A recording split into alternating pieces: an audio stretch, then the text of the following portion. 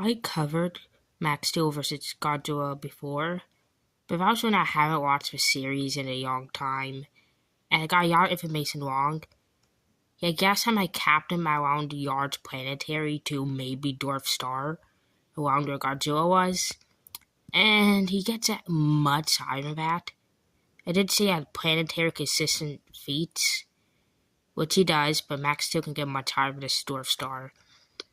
I figure I might as well recover scaling again. So it's actually correct this time. So starting off with Godzilla scaling first. At bare minimum, Godzilla will be about city to mountain level. Because they say that all those nuclear tests in the 50s weren't actual tests, but they're just trying to get rid of them.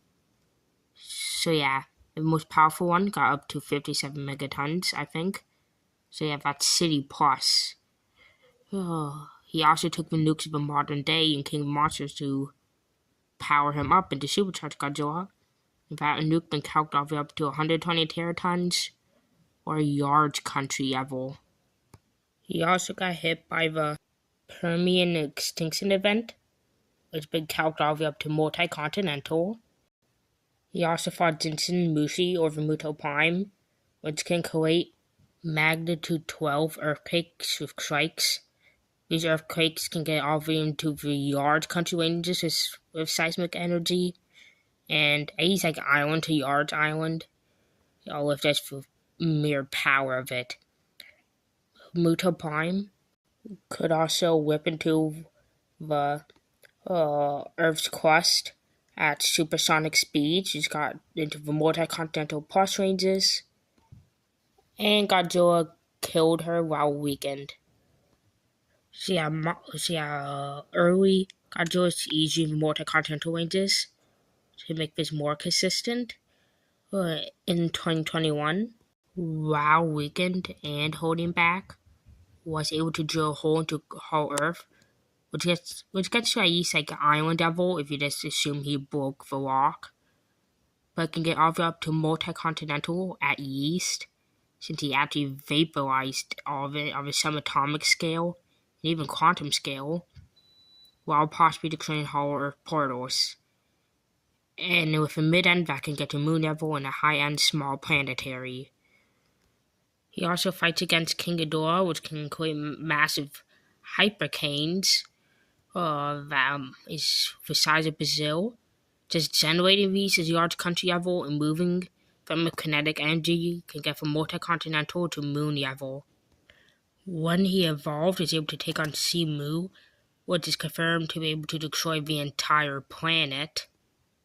And even in his base form, he fought Ghidorah, which is relative to Simu, which is implied, which could also destroy the planet. So nice planetary scaling for him. He can get higher because in Legacy of Monsters, they say that a single whole Earth portal is outputting 15 petatons or 30 exohertz, which is multi-continental.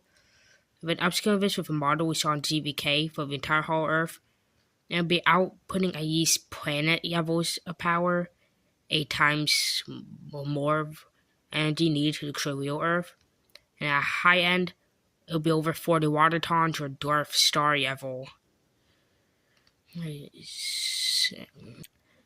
More consistency for that is a statement saying that his atomic breath have the same power temperature readings as the surface of a blue star, but when it changed that to gamma ray burst, it's a similar event, or if I think it was supernovas it was, scaling that down for like a pound-to-pound pressure thing, we got Godzilla's atomic breath into the yards planetary plus ranges in its base form.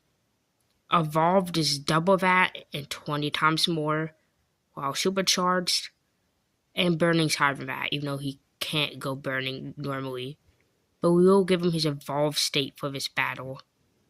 For speed, he's able to attack Kong and GVK, which can dodge his atomic breath, which is 75% of the speed of light. So he'll be FTL, since Kong dodged it but calced FTL.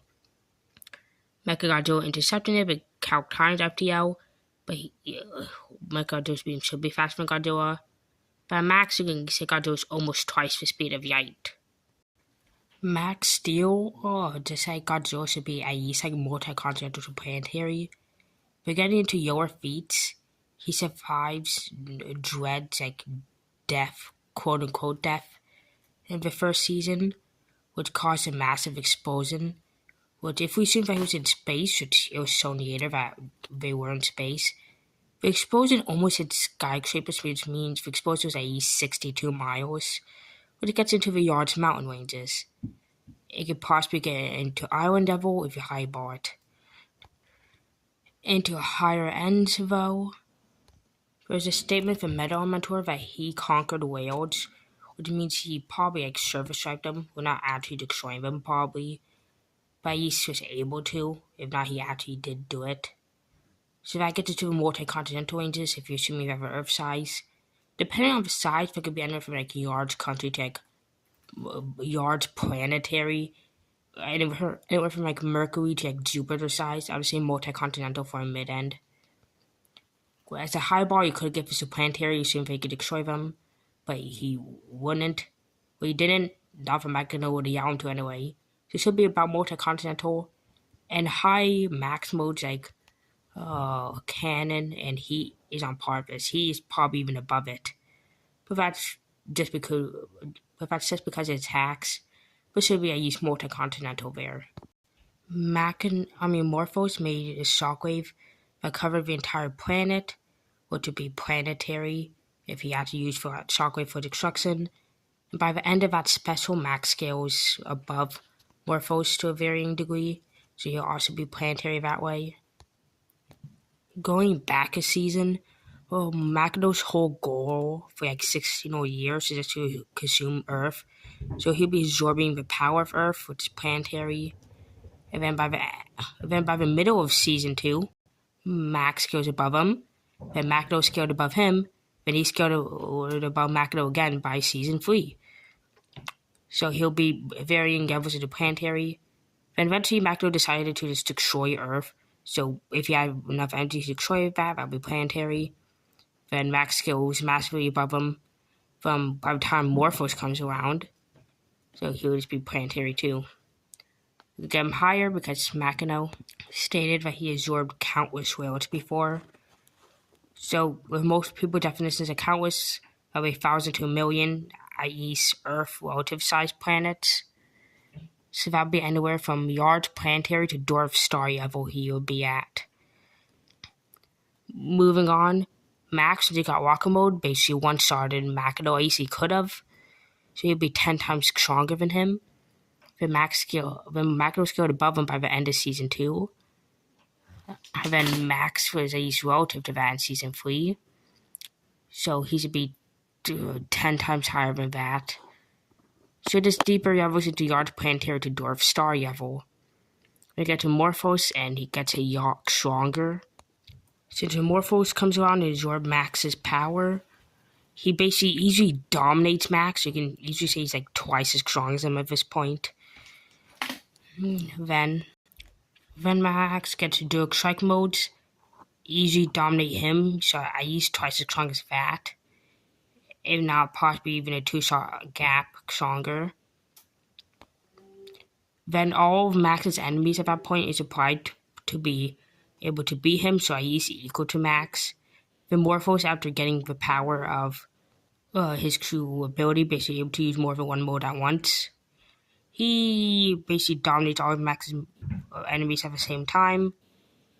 If we calc all this together, Morphos got roughly 100 times stronger and is already twice as strong as base Max, which is 10 times stronger than beginning of season 2 Magneto. So he's roughly, compared to the beginning of season 2 Magneto to end of season 3 Morphos is around 400 times stronger. Max, in his final fight against Morphos, is at least physically strong, is not stronger than him. He's kind of bullying him physically, even though Morphos can't feel most of the punches. He only one-shotted him when he hit him in the weakened core. But either way, how you look at it, Morphos would be a dwarf to small star levels of power, so of Max. Now for speed, all the way back in strafe mode in episode 3, he was dodging lasers from Dread, which is easy to get into the FTL ranges. He dodged in both strength and fight, so yeah, he's easy FTL, even back at the beginning. And there's other things like speed mode's able to dodge lightning super casually, which I use Mastery Hypersonic Plus, but can get into sub twistic depending on how casual you think it is. So yeah, more sort of the of speed scaling. And Ford earlier on in the same episode, dodge lasers that calculated to at least 64% the speed of light, or of Twistic Plus, which is almost as fast as Godzilla's atomic breath. But the show itself should say he's just faster than light, because, he dodged lasers after the shot. And Max was able to casually blitz him while not even trying in the first episode. So yeah, he's at least 12 plus FTL. There's also minor stuff like Max flying a rocket into space, which gets into the massively hypersonic ranges of speed. Ooh, so yeah, but that's stuff that everyone should casually go scale to, because everyone's like dodging lasers and